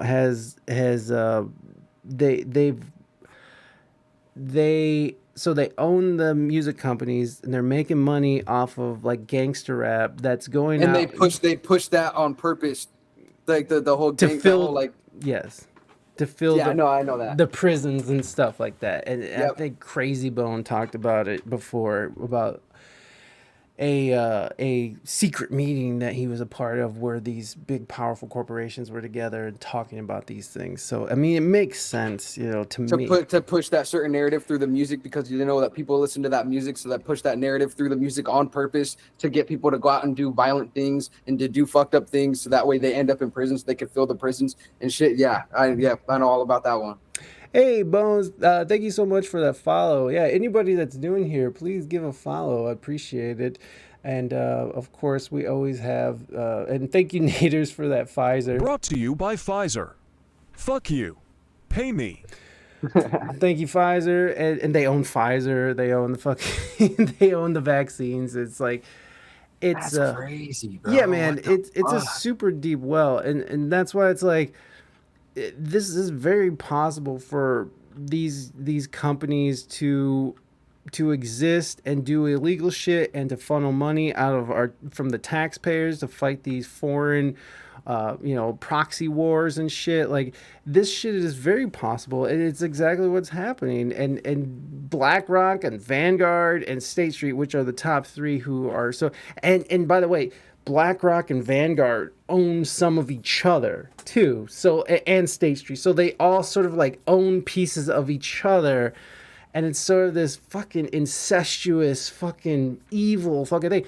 And then they want to talk about ESG, which is, what is ESG? I forgot what it stands for, but it's a, here, I'll stop sharing this for a second.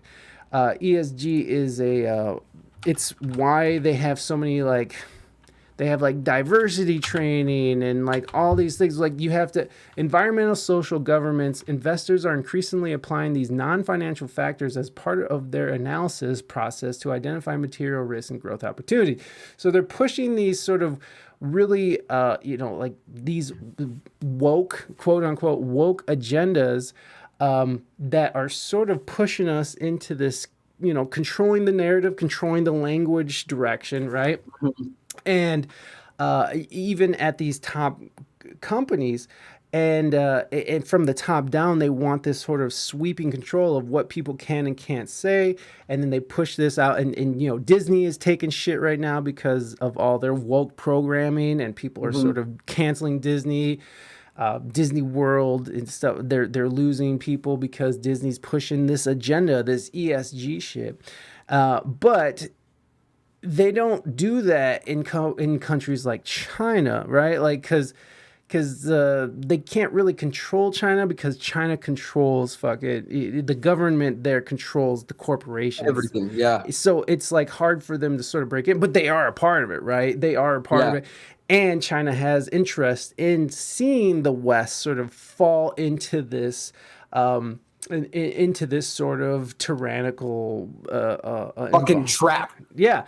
I mean, why wouldn't China want the West to sort of fall in line? Because, you know, like, why wouldn't they want, you know, their enemy to sort of be a subservient fucking, you know, genderless fucking, you know, like a bunch of assholes who fall in line, do what they're told, buy the shit that they put in their, buy it, shut the fuck up, buy it. Consume.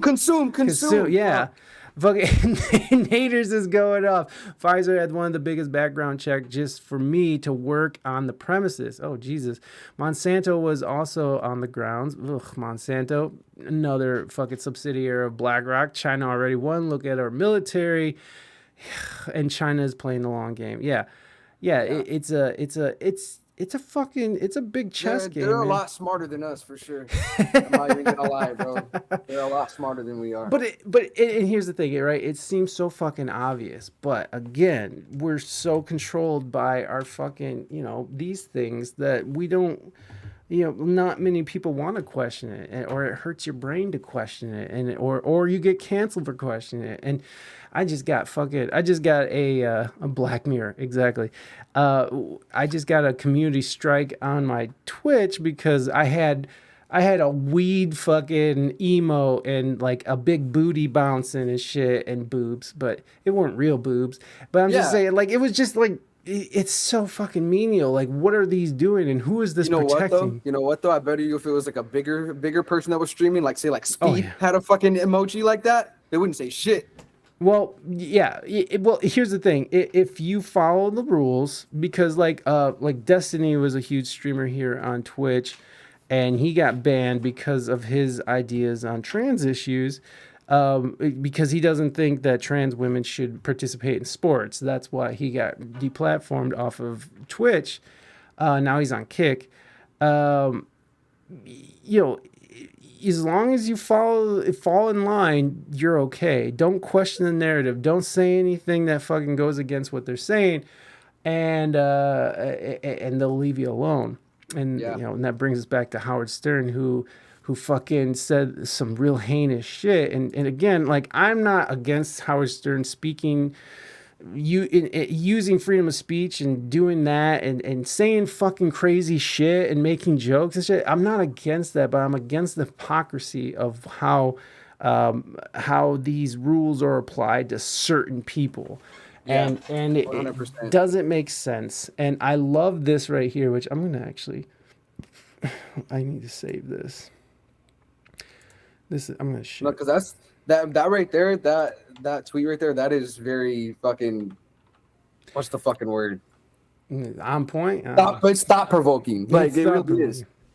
Yeah, that's what I call my phone, Black Mirror. Yeah, that is.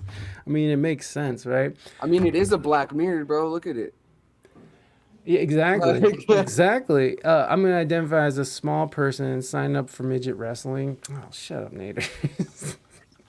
I just saw this convention where a bunch of people who identify as dogs met up in New York City or something. Oh, God. And I'm just like, okay, what bathroom do they get, right? Do they get the... They get the pet one. Do they pee on the... Do they get to pee on the fire hydrants and the lamp post? Or do they get to pee in the men's bathroom? Like, how does that work for the dog people? The fire hydrants? That's so fucking... Oh, my God, that's so fucking weird to me, bro. How do the dog people do shit? So I'll stand on that. That shit's weird. Like, you know, I mean, you're not the only one, man. You're not the only one. I tend to lean like I don't really care. People live your life the best that you want. Yeah, 100%. I'm not here to tell anybody how to live their lives. If they want to fucking cut their dicks off, they want to cut their kids' dicks off. I don't give a fuck. That's not me. But I tell you what, I homeschool my son, right?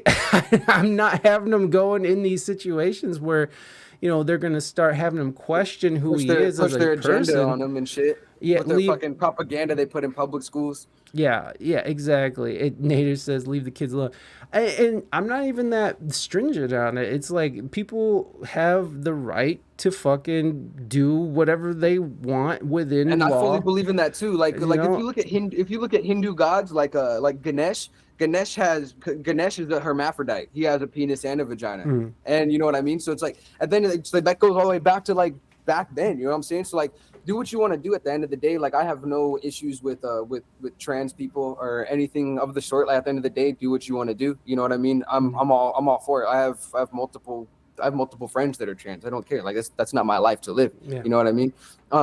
But it's like when people are forcing their whole agenda on the kids, that's when that's an issue for me. You know what I mean? I understand. It's like, because you got to let those kids form their own opinions. You're over here telling them like, no, this is right and this is how it has to be. To kids, that's fucked up. You can't do that to kids. Let them form their own opinions the same way that you formed your own opinion.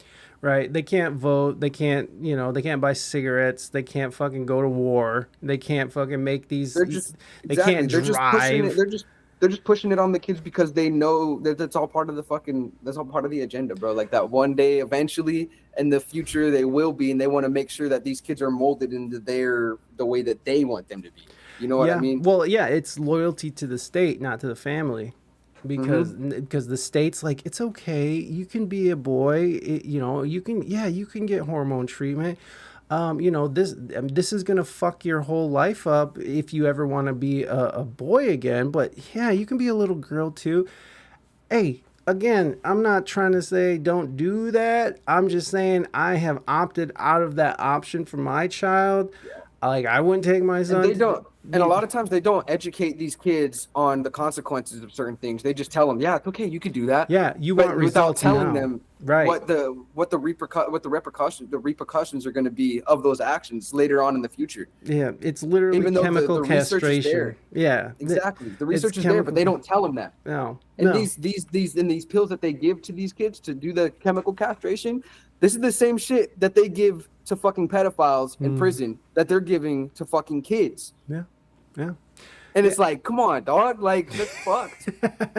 No, I feel that, and again, I just keep saying it because I don't want the mob coming for me, and I truly do believe in the idea of freedom to do what you want. I welcome the mob. Hashtag cancel ToneJustDied. I've been trying to get canceled for years. Well, it's not even being afraid of being canceled. It's more of the idea that I am a stringent believer in freedom, and like like even like these schools who want to have drag time.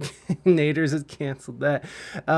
Even drag time story hour, fuck yeah, do your thing. If a community wants that, if a community wants to teach, these very pornographic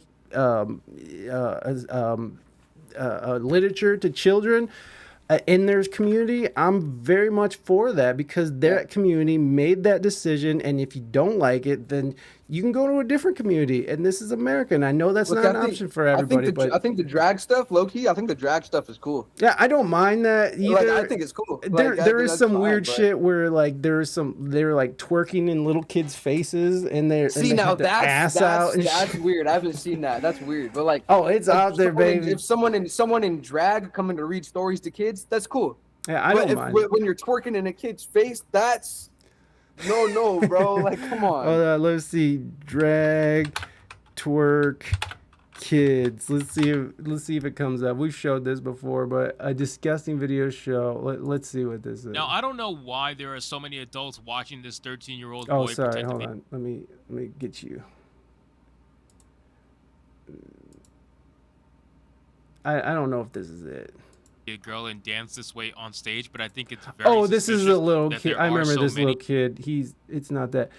Is it this one? I think it's this one. Let me see. Disturbing footage surfaced of a drag queen performing in front of infants. Yes, infants. The vision is so shocking that we have to heavily blur it. Bondage. But these are grown adults in bondage gear or in G-strings strutting around in front of tiny kids, infants, toddlers.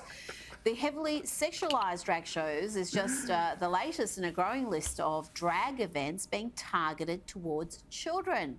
Joining me now is Sky News contributor. So you got that kind of shit going on, and now that's kind of weird, right?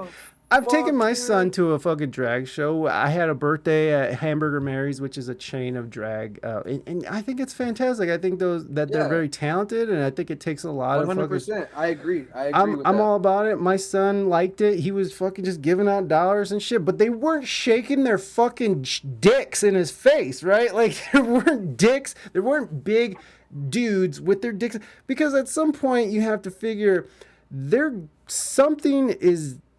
they're getting off on that, right? Like at some point you have to be like, that who wants to go half naked with their dicks out in front of children? In front of children. Like there's exactly. My gym doesn't even allow children in the male fucking gym, in the male locker room. There's a separate locker room for children, because they're like, nah, not even fucking, if you're accompanied by a parent or adult, you can do it. But even the dudes in there are like, we don't want fucking kids in it. And they get mad when a little kid runs, hey, where are the fucking kids is? Like, get this fucking, because your dick and balls are out. And like, it's just not cool. And kind of, I want to go back to the Russell Brand thing, not stay on it, but like, it was kind of gross. There's another thing where this girl was 16 years old and he was 31, and he was hitting he's fucking a 16-year-old, which is that's not okay. Completely legal. It was completely legal in the UK. Yes, it's the age of consent in the UK. So it was completely legal. Okay. But it does make you question, this person now. And so I am having my reservations about Russell Brand, even though I don't believe he should be deplatformed because of some allegations. So it's just a slippery hard pass. People defending. It's like a rock in a hard place, bro. Like it is, and it sucks that even having this conversation would be considered hate speech because you don't agree with that certain type of parenting. You don't agree with that kind of culture or community where you're taking your kids to see fucking big old jiggly dicks in front of your kid's face. That is considered hate speech. And probably if my Twitch channel was bigger, I would be banned for having this conversation. Good thing that I have a podcast feed that is way more powerful than this Twitch thing, but it's still like, because if Twitch kicked me off, I would just go to fucking Kick, and some of my community wants me to go to Kick anyway. So, it's the end of the world as we know it, and I feel fine. Well, I don't, Naders. I don't appreciate the world ending because I have a child and another one on the way. Same, bro. I do not feel fine about the world ending. Okay, so we've talked a lot about some shit that we shouldn't be talking about because it's against the rules. So let's switch gears here and let's talk about fucking some music, man. Like fucking. All right, let's go. I'm so pumped. Now I had a hard time figuring out how to put you in a box and classify you, not literally, but like I like to give people an idea of what to expect, and so I put punk rapper, which I don't think is right, but I didn't know what I'd like to classify myself as more like if I were to I would classify myself as more like a hardcore kind of rapper, because I kind of do like everything, you know what I mean? I have that I'm So Punk album, that entire album, it's mostly satire, because I basically I embody that image, because here in Arizona there's like a lot of like punks and stuff in the scene and everything. So, but like kind of what I wanted to do with that is kind of like poke fun at it. So what I did was, like if you listen to some of the songs, I'm talking shit on a lot of the people that are in the scene. But what I did was I completely embodied the image. I was going to shows with my hairs in Liberty spikes, red hair, and I was like, all right, well, I'm gonna embody it completely. And if I'm really gonna drop an album like this, I'm gonna do what they're doing, and I'm gonna do it better. So that's what I did is I just embodied that, and I did the music that they're kind of making, which I like that kind of music. I love that kind of that hardcore like screaming and rapping shit. I love that shit. Shit's hard as fuck. But I was like, I feel like I could do it better. So that's what I did, and then that's what the whole entire album is. And that literally the song "I'm So Punk."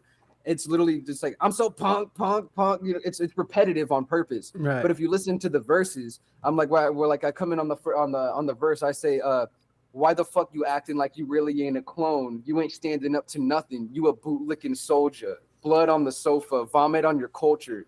Like, you know what I'm saying? Like I'm talking my shit. I'm rapping as a punk, but I'm talking shit about all these people that are claiming that they are punk. When I see all the fucked up shit that they do, they're not fucking punk. Yeah. You know what I mean? Fucking phonies. Exactly. And that's what that whole entire album is. So I wouldn't classify myself as a punk rapper because I believe in like the punk philosophy.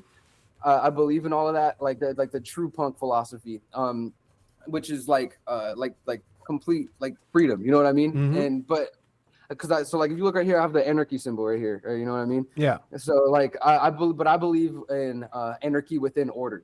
That doesn't make sense though. Yeah, it does because if you can have like here, like if we look up what anarchy is, you know what I mean? Like anarchy is a society without rulers, you know what I mean? Mm-hmm. You can still have order and without community. there being Yeah, exactly. You can still have order as a community without there being one designated person that rules over everything. Right. So that's what I believe in. Exactly. Controlled chaos, 100%. That's what I believe in. Well, yeah, and yeah, I get what you're saying with that. And there's this pretty good political commentator I like. His name is Michael Malice, who considers himself an anarchist, and he explains it very well. And in the same vein, I think that you're basically saying that. And yeah, I get that. I like the idea of democracy. I like the idea of us being able to have a decision. So do I. But I believe in true democracy, but like I don't believe that in America right now, I don't believe it is a democracy anymore because the companies control everything. Right. Like we just went through, right? Exactly. Should we listen to I'm So Punk? Should we give it a spin, or do you want to listen to something else? We should listen to. I just dropped a song with my homie Ghazi. It's called "Good Morning America," where we get kind of like the same vibes as I'm So Punk. Okay. It's on Ghazi's Spotify and on his SoundCloud. We could run that back. Okay. Let me get this song. It's on his SoundCloud. Yeah, it's got here. I'll put it in the chat real quick so you can know how to spell it. Hold up. All right. Cool. And anybody's in the chat right now, go ahead and click on any of those links, and that'll take you to his latest full-length album, which is I Am Punk. And then he has new songs going out. Oh, I see it. Oh yeah, you just put it in there. That's why. So let me Ghazi. Oh, I think I did it. Yeah. It's called Good Morning America. Yeah. Good Morning America featuring Tone Just Died. Okay, cool. Let's fucking spin this shit. I'll stay for the song, but we gotta go. No worries, Naders. I appreciate you staying for the song. And again, if anybody in chat wants to click on the links or trigger, it's !TD. And if you're listening on the audio end, make sure you go into the show notes and click around and find this song and I Am Punk and all that shit. Just found out I have the house to myself this weekend. Let's fucking go. Yes, sir. Hey, before we play a song, I'm gonna let you know. I'm probably gonna hop off here when you play the song, so I can go lay my daughter down and take a nap and everything. Okay, yeah, no problem. That's cool. Oh, no problem, man. Well, thank you very much for coming on. I really appreciate it. We're gonna play your song, and then we're gonna come back and we'll say goodbye. So, all right, man. You take care of yourself. Have a good night. And I appreciate you, man. I appreciate you a lot. You too, bro. Thank you. All right, guys. We're going to listen to Good Morning America and enjoy this shit. Fucking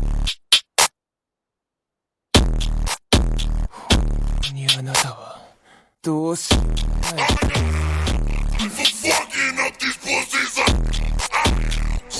Never misses combos like I'm